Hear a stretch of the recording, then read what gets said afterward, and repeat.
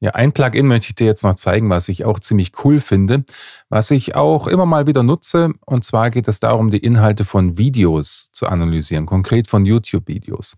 Du kennst das vielleicht, du findest ein interessantes Video auf YouTube und denkst dir, wow, der Titel, der klingt interessant. Und dann guckst du, Mist, das geht 25 Minuten oder noch länger.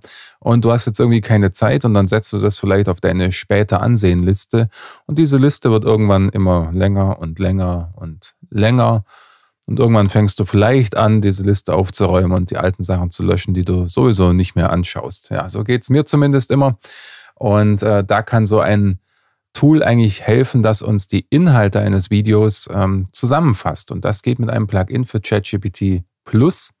Ich gehe also mal hier in meinen Plugin-Modus und werde das auch mal aktivieren. Und das Plugin, was ich dazu nutze momentan, nennt sich videoinsights.io. Da gibt es noch ein altes, ich weiß nicht, ob ich das hier noch drin habe. Genau das hier, Video Insights hieß es früher, das ist irgendwie veraltet. Das muss ich mal bei mir entfernen. Also such mal bei dir nach videoinsights.io. Das kannst du dann aktivieren und dann kannst du die URL eines YouTube-Videos einfach diesem Plugin übergeben. Das funktioniert nicht immer bei jedem Video. Ich glaube, intern greift das auf das Transkript des Videos zurück.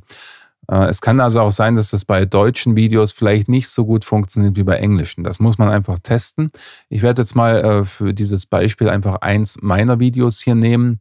Ich kopiere mal also einfach die URL, da geht es um das neue Forum und kann dann hier zum Beispiel sagen, fasse mir die Inhalte des Videos zusammen. Ich mache vielleicht diesen Parameter hier noch weg. Ich weiß nicht, ob das ein Problem ist, aber den brauchen wir dazu eigentlich nicht. So, und dann müssen wir kurz warten. So, das sieht doch ganz interessant aus. Das Video mit dem Titel Blablabla ist ein echter Leckerbissen, veröffentlicht am 8. September, 294 Aufrufe, es könnten wirklich mehr sein. Naja, zunächst spricht der Autor, also ich in dem Fall, über den Übergang von einer Facebook-Gruppe zu einer selbst gehosteten Social-Media-Plattform namens HumHub. Die schreibt sich ein bisschen anders. Stimmt auch nicht so ganz. Das war kein Übergang, die liefen parallel. Leider wurde diese Plattform nicht gut angenommen, das stimmt. So wechselte die Gruppe zur Discord. Ist so, ja, stimmt nicht hundertprozentig, aber die Grundaussage stimmt schon. Der Autor stellt eine alternative Software vor. Diese neue Plattform ist speziell für die Typo 3 Community konzipiert. Plattform ist noch im Aufbau, legt Wert darauf, die Community-Plattform als ein Ort für Feedback, Anregungen und Fragen zu sehen oder ist. Ja. Anschließend bittet der Autor um Unterstützung durch ein Abonnement seines Kanals und einen Daumen hoch für das Video. Ja, muss man so machen, ne, für den Algorithmus. Er verabschiedet sich mit bis irgendwann in der Zukunft. Pass auf dich auf. Habe ich das echt gesagt? Pass auf dich auf? Sage ich normalerweise nie. Aber egal. Das Video ist nicht nur informativ, sondern auch eine Einladung an die Typo 3 Community, die sich auf einer neuen Plattform zu vernetzen und auszutauschen. Jo, also gar nicht mal so schlecht. Ist nicht hundertprozentig das, was ich in dem Video sage, aber ich sag mal zu 95%. Kann auf jeden Fall einen guten Überblick liefern. Wir können auch sowas hier machen. Bitte die Kernaussagen in Stichpunkten. Dann hat man es noch ein bisschen kürzer als Alternative zu Facebook und Discord. Ja, so ist es verständlicher. Aktuell über 60 Mitglieder. Inzwischen sind wir schon weit über 100. Kostenlose Registrierung, spezieller Bereich für Studenten. Ja, das sind halt meine Kursteilnehmer. Plattform ist noch im Aufbau. Ja, also kann man nichts meckern. Also das funktioniert im Prinzip sehr gut.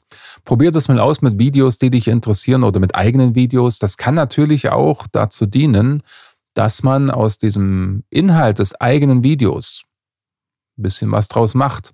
Ich könnte natürlich diese Zusammenfassung noch ein bisschen kürzen und dann als Videobeschreibung bei YouTube hochladen. Oder ich könnte das Video auf meinem Blog einbinden und sagen, schreibe mir hieraus bitte einen Blogartikel. Ne? Also du kannst diesen Text, diese Information jetzt weiterverarbeiten in zig verschiedenen Wegen. Mach mir 5 Social-Media-Posts aus den Highlights des Videos. Erstelle mir Instagram-Posts zu einzelnen Bereichen oder. Also verstehst, wo das Ganze hingehen kann. Du kannst deinen eigenen Content hier auch sehr gut recyceln und wiederverwerten. Und da sind keine Grenzen gesetzt im Prinzip.